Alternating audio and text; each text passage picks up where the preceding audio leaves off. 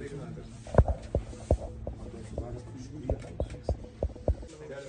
right, so much, sir. See you now. See you all.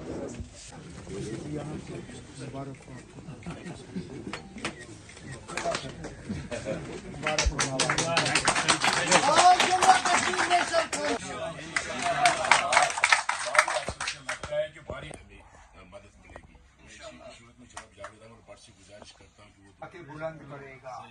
हालांकि था वो बड़गाम का, आप उसको जानते नहीं थे।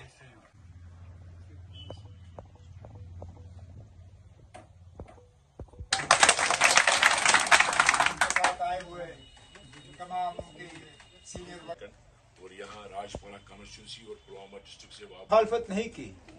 इस मुल्क के नंबर 2 पोजीशन पे जो बैठे हुए हैं होम मिनिस्टर ऑफ इंडिया, उन्होंने नेशनल आप लोगों के बिना ये यात्रा मुमकिन ही नहीं होती। ये यात्री कश्मीरी मुसलमान के कंधों पे सवार होके यात्रा करते हैं। एक एक करके अब हम उन फैसलों को अब रिवर्स करना शुरू करें, लेकिन वो तभी मुमकिन होगा अगर कि हम बीजेपी और बीजेपी के साथ जो मिले हुए लोग हैं उनको हम रोकने का काम करें। बीजेपी की एक बहुत बड़ी खासियत है,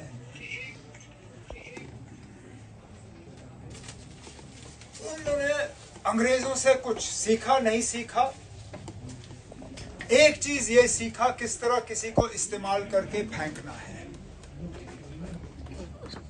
अगर आप पिछले 5-6 साल जम्मू कश्मीर का देखें तो शायद ही कोई ऐसा है जिसने इस दौरान बीजेपी की मदद ना की हो, जिसको उठा के इन्होंने पटका नहीं दिया। उस वक्त के गवर्नर जिसके दस्तखत से हमारा झंडा, आईन, हमारी पहचान, वकार, सारा कुछ हमसे छीना गया, उसको पता ही नहीं था तो उठा के उसको यहां से निकाल दिया। उसके बाद जिसको भेजा उसका भी वही हाल। जिन जिन अफसरों ने इनका काम किया आज वो कहीं के नहीं। जिन जिन अफसरों ने इनके इशारों पे नाचा, एक के बाद एक उनको बेइज्जत करके यहां से निकाला। और जिन सियासतदानों ने इस दौर में उनकी मदद करने की कोशिश की, उनकी हालत आपके सामने है। अब किस किस के हम नाम लें जिन्होंने कहीं ना कहीं बीजेपी की यहां तक आते हुए मदद नहीं की। अगर 2008 से हम शुरू करें तो रियाज साहब ने सारा खाका आपके सामने खींचा। अगर हम 2019 के बाद की बात करें तो यहां कई ऐसे लीडर हैं जिनके कंधों पे दिल्ली ने हाथ रखा, कहा बस आप ही चलो, हम आपके साथ हैं। माली मदद, सिक्योरिटी की मदद, सारा कुछ इंतजामिया उनके पीछे। लेकिन जब लगा कि उनके पैर अब फिसलना शुरू कर गए, दिल्ली ने उनके ऊपर से भी हाथ अपना हटा दिया। चाहे बुखारी साहब हों, चाहे आजाद साहब हों, चाहे हमारे सजाद गनी लोन साहब हों। मुझे अफसोस उन लोगों के लिए होता है जिन्होंने इन लीडरों पे भरोसा किया, जिन्होंने सोचा कि ये लीडर आपके लिए, आपके घर के लिए, इस कौम के लिए कुछ बेहतर हासिल करेंगे, लेकिन फिर कुछ नहीं हुआ। मुझे अफसोस अमीन भट्ट जैसे लोगों के लिए है जिन्होंने सारा कुछ छोड़ के आजाद साहब के पीछे चले, ये सोचते हुए कि आजाद साहब एक ऐसे लीडर हैं जो कि उनकी रहनुमाई करेंगे, उनकी लीडरी करेंगे।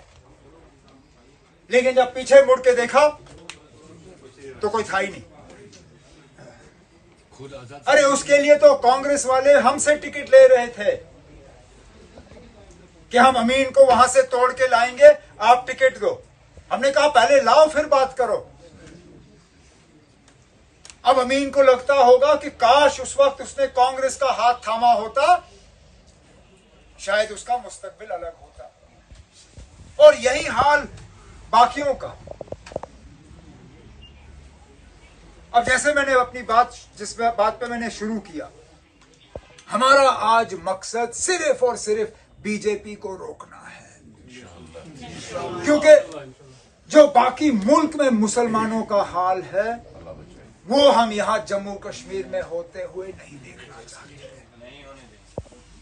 जो कर्नाटका में स्कूल और कॉलेज जाती हुई बच्चियों के साथ हुआ, जो यूपी में हमारे मदरसों के साथ हुआ, जो रस्तों पे जहां से उनकी यात्रा गुजरती है वहां के दुकानदारों के साथ हुआ, जिनको कहा गया कि अपने दुकान के बाहर मालिक का नाम लिखो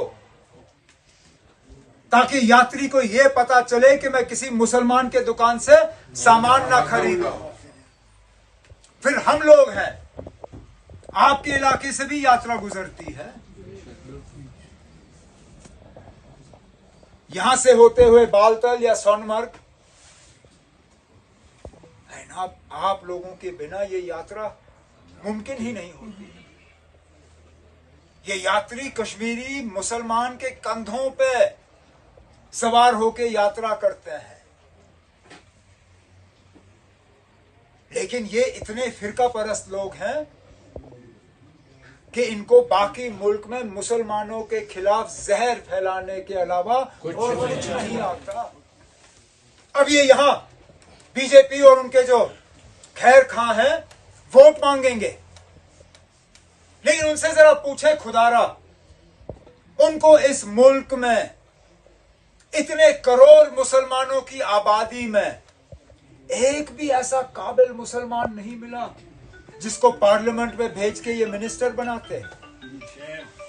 आज 16% आबादी, मुल्क की 16% आबादी मुसलमानों की है, लेकिन इस मुल्क के काबिना में एक भी मुसलमान वहां नुमाइंदगी करने के लिए नहीं है। तो फिर वो लोग जो आज फख्र से दावा करते हैं कि अगली वजीर आजम, वजीर आला की कुर्सी का फैसला उनकी जमात करेगी, जो मैंने कल 2 जमातों से सुना, एक जिसके साथ आपका बीच में वास्ता रहा है और एक जिनका मेरे साथ पिछले इलेक्शन में वास्ता रहा, दोनों ने कहा है कि वो आने वाले वजीर आला का फैसला करेंगे, लेकिन दोनों इस बात पे खामोश रहे कि वो वजीर आला बीजेपी का नहीं होगा। ये गौर करने वाली बात है, क्योंकि हकीकत यह है कि जो वोट नेशनल कॉन्फ्रेंस और हमारे अलायंस को नहीं जाएगी, वो वोट सीधा सीधा बीजेपी के